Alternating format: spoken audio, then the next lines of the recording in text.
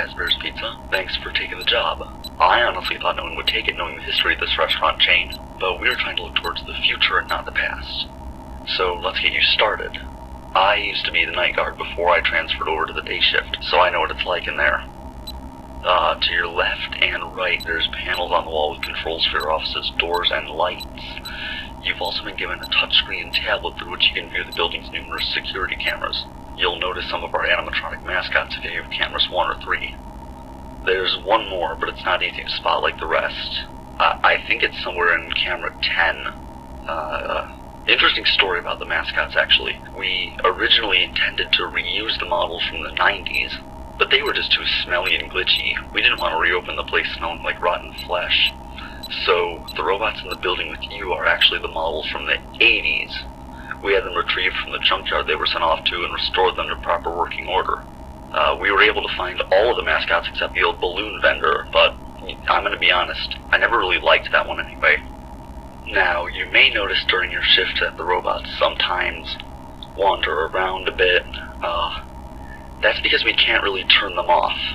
I mean, we can turn them off, but with machinery that old, it can take a while for all the robots to boot back up in the morning.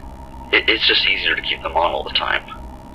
Now, these old systems have a known bug where they may confuse you with a costumeless metal endoskeleton. The tech support thinks it's a glitch in the bots' night mode. If they manage to get into your office, they'll likely try to stuff you into a Freddy Fazbear suit. Now, that might not sound that bad until you realize you'll be crushed to death by all the animatronic devices in the suit clamping down in their body. There's one more thing I should probably warn you about. Remember the other mascot I mentioned earlier? The one I think's in camera 10? Well, that one behaves differently from the other ones. You see, back in the 80s, that one, the puppet, was controlled by a music box. If its tune stopped playing, it would leave the box in search of a new source of sound.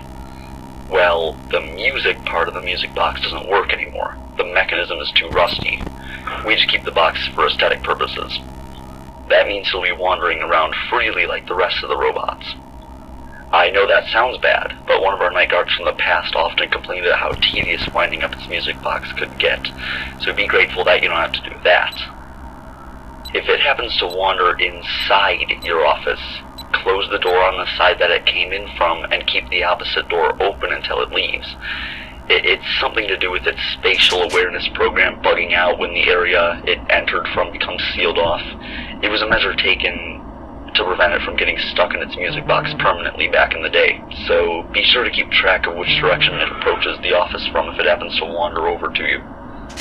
Now, that might sound like a lot of stuff to worry about, but it's not as complicated as it sounds. I'm sure you'll do just fine. Good luck.